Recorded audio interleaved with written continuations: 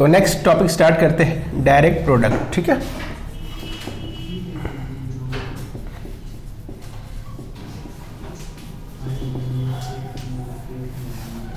Direct product. ठीक है, इसमें सबसे पहला जो टॉपिक आता है अच्छा देखो यहाँ पे डायरेक्ट प्रोडक्ट से क्या मतलब है, थोड़ा सा पहले वो डिफाइन कर लेते हैं ना। डायरेक्ट प्रोडक्ट से मतलब क्या है? डायरेक्ट प्रोडक्ट से मतलब है कार्टेशियन प्रोडक्ट से। क्या मतलब है? कार्टेशियन प्रोडक्ट पढ़ा है ना। जैसे अगर ए बी को हम कार्टेशियन प्रोडक्ट करें तो क्या मिलेगा? ए कॉमा बी ऑर्डर पेयर आएगा, सच दैट ए कहाँ का मेंबर होगा? ए का, बी मेंबर होगा बी का। ये कार्टेशियन प्रोडक्ट है। तो कुछ इसी तरह का डायरेक्ट प्रोडक्ट भी है, सेम कॉन्सेप्ट। ठीक है, अंतर क्या देखो कि ये जो डायरेक्ट प्रोडक्ट है ना, ये दो टाइप का है। एक है एक्सटर्नल, एक है क्या बताओ?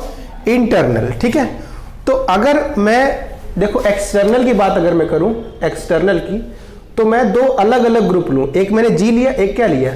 जी डैश लिया, और इनके बीच में कार्टेशियन प्रोडक्ट डिफाइन कर दूं, है ना। जी डैश आएगा such that G belonging to कहाँ? जी का मेंबर, एंड जी डैश कहाँ का मेंबर होगा? जी डैश का मेंबर होगा। ठीक है, तो ये क्या कहलाया बताओ? एक्सटर्नल प्रोडक्ट कहलाया, एक्सटर्नल डायरेक्ट प्रोडक्ट कहलाएगा। ठीक है, अब ये जो सेट, ये एक सेट आएगा, ये सेट क्या करता है? एक ग्रुप फॉर्म करता है। ठीक है, तो अगर ये ग्रुप फॉर्म करता है तो ये सेट क्या कहलाया बताओ? External direct product of G and G dash कहलाया। ठीक है, ये पूरा सेट, और ये सेट क्या फॉर्म करता है बताओ? ग्रुप फॉर्म करता है। ठीक ना,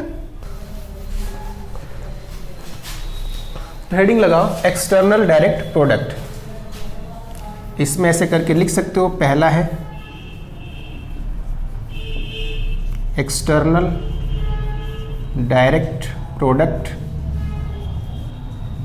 और दूसरा इसमें क्या आएगा? Internal direct product.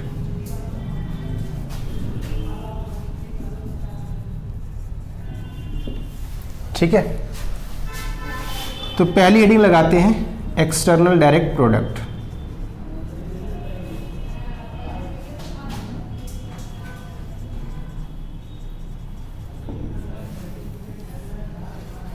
इसमें लिखेंगे let G and G dash be two groups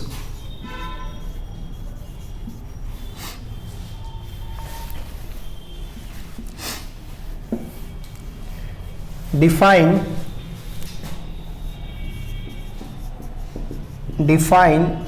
G cross G dash is equals to order pair G dash such that G belonging to capital G and G dash belonging to capital G dash.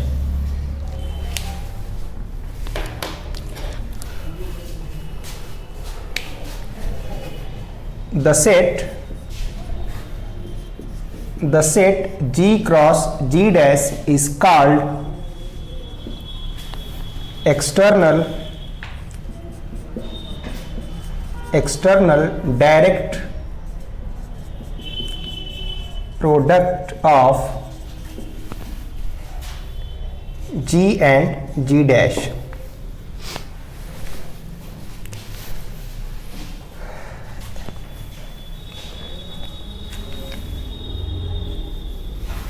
And also form a group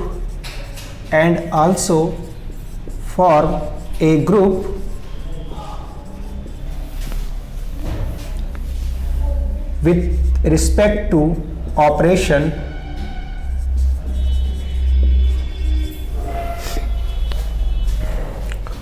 देखो क्या है, जैसे मान लो कि जी dash या G1 dash कर लेते हैं, और जब हम इसको ऑपरेट करेंगे मान लो G2 डैश से, तो ये हमें क्या आउटपुट में देगा? देखो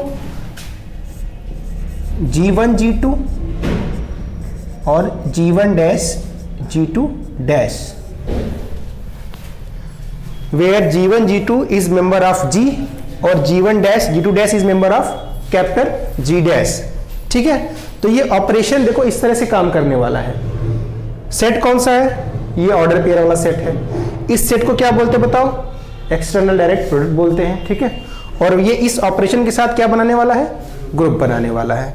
तो ग्रुप बनाने वाला तो मतलब क्या, क्लोजर, एसोसिएटिव, आइडेंटिटी और इनवर्स प्रॉपर्टी सब होल्ड करवा देंगे, ठीक है इसमें, और कह देंगे कि ये सेट क्या है, जिस ऑपरेशन के साथ एक ग्रुप फॉर्म कर रहा है, जो क्या कहलाता है, external direct product. G1 G2 में ऑपरेशन लगेगा वो G का लगेगा, और G1 डैश और G2 डैश का ऑपरेशन होगा। हाँ, इस बीच में तो G का ही ऑपरेशन है, यहाँ पे क्या ऑपरेशन है, G डैश का ऑपरेशन है, और इनके बीच में जो ऑपरेशन है वो समझ पा रहे हो तुम लोग, वो इस तरह से ही ऑपरेशन, ठीक है। हाँ, स्टैंडर्ड मतलब एब्स्ट्रैक्ट, एब्स्ट्रैक्ट कह दो कि दिख नहीं रहा है हमको क्या है, लेकिन हम समझ रहे हैं कि कुछ इसी तरह का काम हो रहा है। तो इसकी सारी प्रॉपर्टियां होल्ड करवा दें हम लोग फटाफट फटाफट।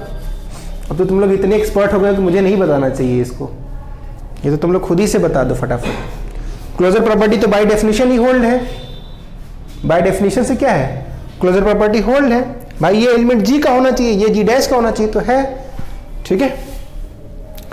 आइडेंटिटी क्या होगा, E dash, order pair E dash क्या होगा, आइडेंटिटी एलिमेंट होगा। इनवर्स निकालने के लिए G का इनवर्स, G डैश का इनवर्स, ऑर्डर पेयर इनवर्स हो गया, ठीक है। और एसोसिएटिविटी में कोई दिक्कत है ही नहीं, एसोसिएटिविटी तो हम डायरेक्ट भी बोल सकते हैं। तो वही चीजें हैं, सारी बातें, इसको प्रूव कर लो।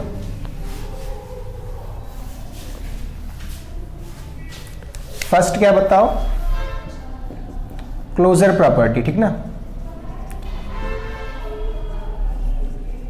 क्लोजर प्रॉपर्टी,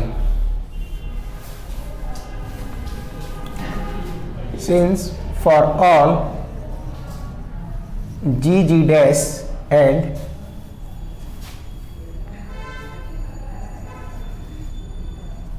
G1, और ये G1 डैश कर लो, belonging to G cross G dash,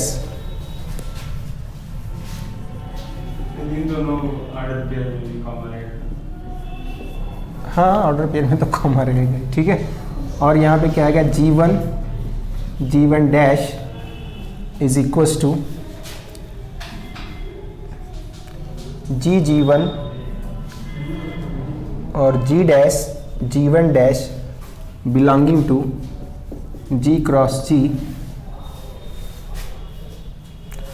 reasons वगैरह लिखना चाहते हो तो और डीप में लिख सकते हो कि भाई G और G1 G के मेंबर हैं, तो उनका ऑपरेशन में कहाँ होगा, G का मेंबर होगा, और इसलिए ये इसमें बिलोंग कर रहा है, बशर्ते वो सब लिखने की जरूरत नहीं, सीधे लिख दो, है ना।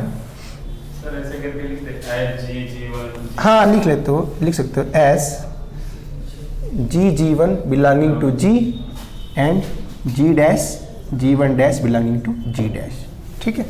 देयरफॉर ये क्लोजर प्रॉपर्टी को होल्ड करता है। या कुछ नहीं समझ में आया तो ये जब डिफाइन किए हो ना ऑपरेशन, तो यही पे सीधे लिख दो कि by definition of above operation closure property is hold. भाई हमने ऑपरेशन ही ऐसे डिफाइन किया कि क्लोजर प्रॉपर्टी होल्ड हो रही है, तो क्लोजर प्रॉपर्टी तो पहले ही होल्ड है। दूसरा बताओ क्या कर दें, एसोसिएटिव। तो एसोसिएटिव तुम लोग खुद से दिखाओगे, ठीक है, ये काम मैंने करना, 3 एलिमेंट लेकर के ऐसे ऐसे ऑपरेट करने हैं, कर लोगे ना।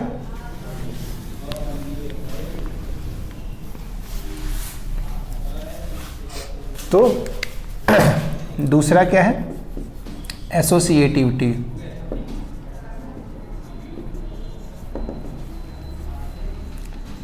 ये सेल्फ से कर लो तुम लोग। तीसरा बताओ क्या है, एग्जिस्टेंस ऑफ आइडेंटिटी एलिमेंट। इसको भी कर दें self. For all G, G dash belonging to G cross G dash, there exists an element E dash belonging to G cross G dash, where E is identity of G and E dash is identity of G dash, है ना। We have, हमें क्या मिल रहा है, G G dash ई dash के साथ जब operate होगा तो ये बराबर ही आएगा e dash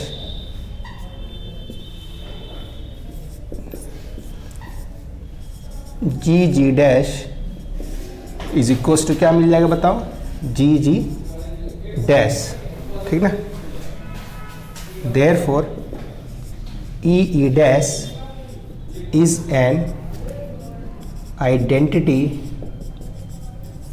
element of G cross G, ठीक है।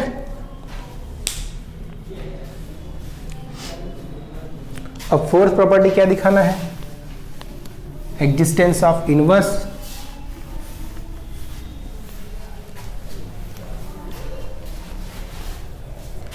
Property number 4, existence of inverse. ये लिख लो इसको।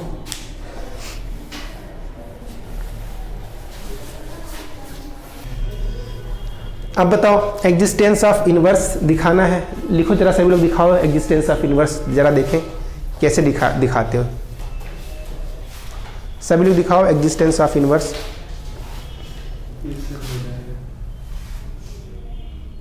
छोटी सी तो बात है ये, एग्जिस्टेंस ऑफ इनवर्स।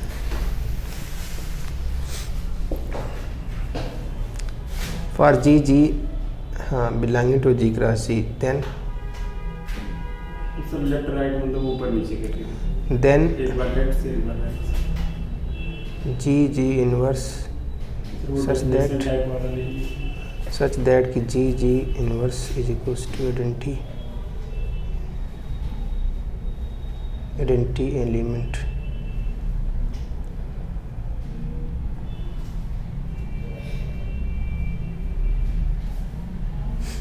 अब देखो जरा, अगर जी डैश जी क्रॉस जी में है तो देन मतलब अगर सर मतलब then also this belong to उसमें, क्योंकि सर हाँ क्यों, वो ग्रुप मतलब जो ग्रुप है ना दोनों, हाँ दोनों ग्रुप उसमें है, सर जी का इनवर्स है, then also belong to sir language भी तब तो उसका मतलब ही बदल दिए कि अगर ये लिखा जाए, आल्सो जोड़ दे तो हो जाएगा। हाँ अगर ये जी डैश बिलोंग कर रहा है जी क्रॉस जी डैश में, then G inverse G inverse belong कर जाएगा जी में। कैसे सर जी मतलब ये तुम समझ रहे हो कि ये है, तो उसको एग्जामिनर को कैसे समझ में आएगा। तो दिस, तो ये हाँ ये भी तरीका है, ठीक है, ये भी एक तरीका है दिखाने का। देखो कितने तरीके, वेरिएशंस कितने दिखने को मिल रहे हैं, ठीक है। तो उस तरीके से भी किया जा सकता है। तुम्हारा भी लाओ देख लें क्या लिखे हो। Let G dash be then there exist an such that, तो कौन सा एलिमेंट एग्जिस्ट करेगा, there exist an element, there exist an element, तो वो एलिमेंट कहाँ है, वो एलिमेंट कौन सा एलिमेंट है जिसको ऑपरेट कर रहे हो। पहले लिखो कि वो एलिमेंट क्या है। तुमने क्या लिखा, इनवर्स। देखो क्या लिख रही हो तुम, बताओ। तुम कुछ भी लिख नहीं रही हो, ठीक है।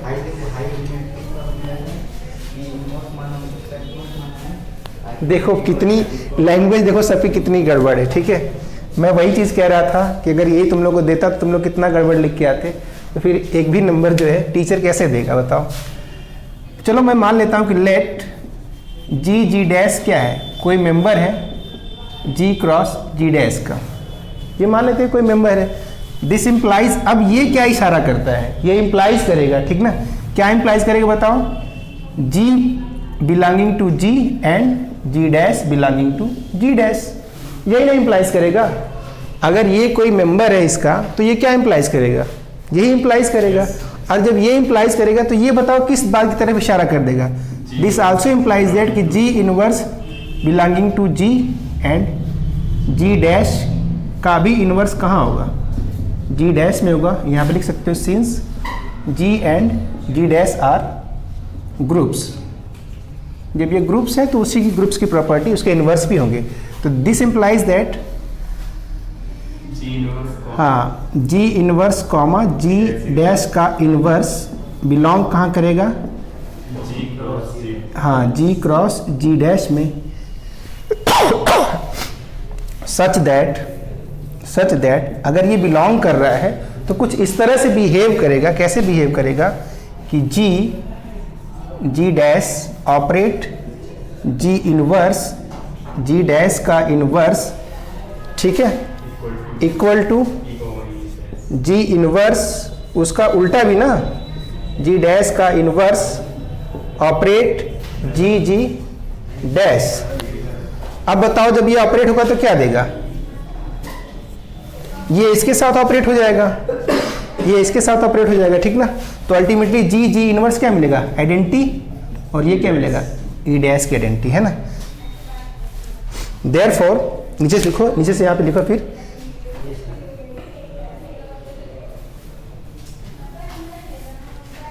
ये हमने देखो कोई जनरल एलिमेंट माना है, ठीक है। तो हम क्या लिखेंगे नीचे, therefore for each element of G cross G dash inverse is exist, या inverse of each element G cross G is exist, है ना। इसको नोट कर लो, चेंजिंग हो जाती है। आंसर में देखो बहुत वेरिएशन है, 3 लोगों ने दिखाया, तीनों ने एकदम अलग अलग तरीके से लिखा था, ठीक है। तब तीनों को एकदम अलग अलग नंबर भी मिलेंगे फिर यही चीज होती है। एक दूसरे तरीके से भी देखो शिवा ने दिखाया है, ठीक ना। क्या कर सकते हो बताओ, अगर ये मान लेंगे कि चलो कि लेट जो शिवा दिखा रहा है वो ऐसे देखो, let G dash belonging to G cross G dash, है ना, इज एन एलिमेंट, है ना, इज एन एलिमेंट, ठीक है। मतलब इसका एक एलिमेंट है मान लेते हैं। Let inverse of G dash is equals to क्या मान लेते हैं, ए बी कुछ मान लिया कि ए बी क्या है, इसका इनवर्स है, ठीक ना, या लेट दिस का inverse is equals to A B ऐसा मान लिया। देयरफॉर यही तो दिखाना है सर, क्या दिखाना है, अच्छा ये मान लिया, ये मान लिया गया कि इसका इनवर्स ये है, तो इसका मतलब जब ये ऑपरेट होगा ए बी के साथ तो क्या देना चाहिए, ई डैश देना चाहिए, ठीक है। अब ये ऑपरेट होगा तो बताओ क्या देगा, जी ए आ जाएगा, और यहाँ पे क्या आ जाएगा, जी डैश बी आ जाएगा, और ये क्या है, ई डैश की है, ठीक है। अब इन दोनों को इक्वेट कर दो, ए बराबर बताओ क्या, ए जी बराबर क्या मिला, ई मिला, तो ए बराबर यहाँ से क्या मिलेगा बताओ, जी इनवर्स से ऑपरेट कर दो तो क्या मिला, जी इनवर्स मिला, ए की वैल्यू, ठीक है। और इधर से ऑपरेट कर दोगे तो बी की वैल्यू क्या मिलेगी, जी डैश का इनवर्स मिलेगी। तो एक तरीका ये भी है कि हम हर एक एलिमेंट का इनवर्स निकाल के दिखा दे रहे हैं, ठीक है। अब हो सकता है कि ये तरीका ज़्यादा पसंद आ जाए टीचर को, वो कहे हाँ ये कुछ सही लिखा है, इनवर्स निकाला है, ठीक है, इस पर नंबर ज़्यादा दे देगा, और इस पर हो सकता है नंबर कम दे, ठीक है, ये हो सकता है। वो क्योंकि कॉपी चेक करने वाले के माइंडसेट के ऊपर भी डिपेंड कर रहा है और लिखने वाले के माइंडसेट, दोनों पे डिपेंड कर रही हैं बातें, ठीक है। अब देखो मैं इस तरह से नहीं सोच रहा था, लेकिन इसने किया तो मुझे ये भी लगा हाँ ये भी एक तरीका है, हम तो इसी तरह से सोच रहे थे, सिंपल ये दिखाएंगे, हाँ सीधे दिख रहा है, ठीक है, हाँ। चलो तो इसलिए बताओ एग्जिस्टेंस ऑफ इनवर्स भी हो गया, ठीक ना।